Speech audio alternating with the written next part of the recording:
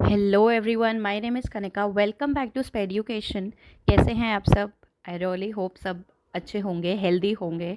ऐसे ही थॉट आ रहा था कि जो भी टीचर्स हैं, चाहे वो जनरल एजुकेटर्स हैं या स्पेशल एजुकेटर्स हैं, I just want to congratulate you all, क्योंकि जिस फील्ड में आप हैं that is basically a blessing for all the kids जिनको आप आगे पढ़ाएंगे, जिनका फ्यूचर आप आगे सिक्योर करेंगे. So a big big big tight virtual hug to all of you and all the very best for your teaching career. And enjoy करके हम इस प्रोसेस को करते हैं तो ज़्यादा मज़ा आता है. बेसिकली कोई भी चीज़ जब हम इन्जॉय करके करते हैं तो ज़्यादा मज़ा आता है. सो या आई रियली होप कि हमारे जो फ्यूचर टीचर्स हैं वो अपनी टीचिंग को एंजॉय करें, सिर्फ as a job, as a profession ना उसको फॉलो करें, एज अ पैशन उसको लें और अच्छी अच्छी चीज़ें, पॉजिटिव चीज़ें सिखाएं. जो चीज़ें हम चाहते हैं आगे प्रिवेल ना करें सोसाइटी में, उन सब से हमारे लर्नर्स को अवेयर करें, उन सब बातों से. So yes, congratulations and all the very best to you.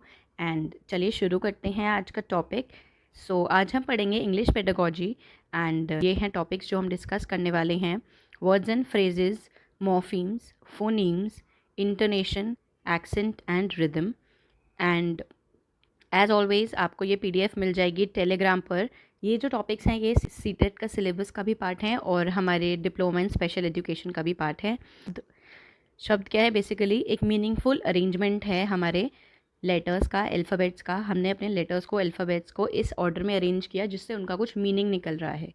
ठीक है, तब वो बनता है हमारा वर्ड या शब्द. A meaningful arrangement of letters और अल्फ़ाबेट्स मेक्स अ वर्ड. ठीक है.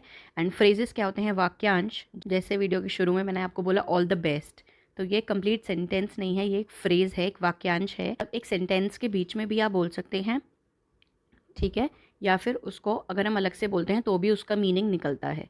सो ऐसे होते हैं फ्रेजेस. ये इंटरेस्टिंग सी एक पिक्चर है, इसमें ये डिफरेंट डिफरेंट वर्ड्स आपको दिए हुए हैं: dream, control, great, energy, beautiful, creative, believe, faith, helpful, positive, thankful, smile, loving, universe, trust, visualise. Easy सा टॉपिक है. मॉर्फीम्स.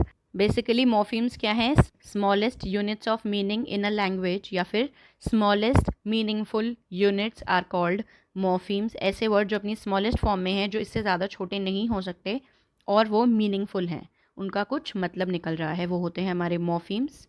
ठीक है. Then the next is phonemes.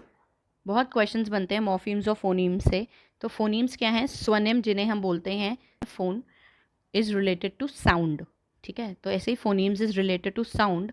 Phonemes क्या है? Smallest unit of speech that makes one word different from another. ये basically किसी भी sound की स्मॉलेस्ट यूनिट या स्पीच की, जब हम कोई चीज़ बोलते हैं, हम साउंड प्रोड्यूस करते हैं, तो उसका जो सबसे स्मॉलेस्ट यूनिट है, जैसे हमारे वॉवल्स होते हैं या हमारे कॉन्सोनेंट है, सबकी अपनी साउंड है. अ, ब, च, ड, स, क, ट, ये सब साउंड हैं जो हम लेटर्स की निकलती हैं.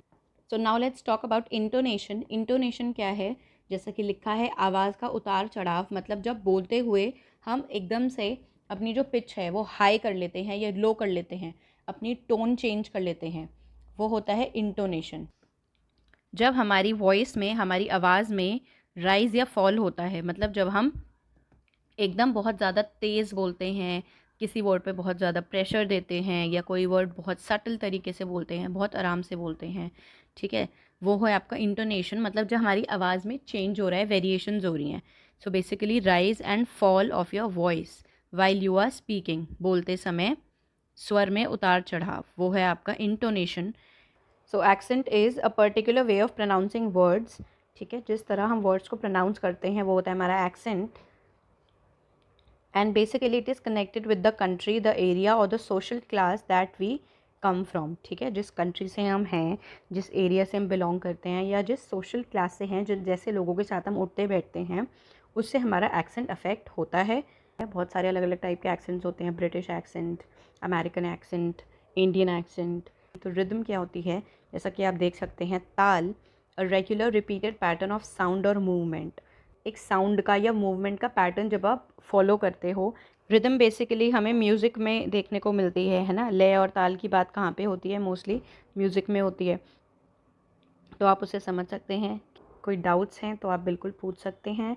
और भी बहुत सारी मेरी वीडियोस हैं about English pedagogy, Hindi pedagogy, maths की भी स्टार्ट करी हैं, बट जनरल एजुकेशन के बहुत सारे चैनल्स हैं। So we'll focus on special education and या I will see you in the next video. Bye.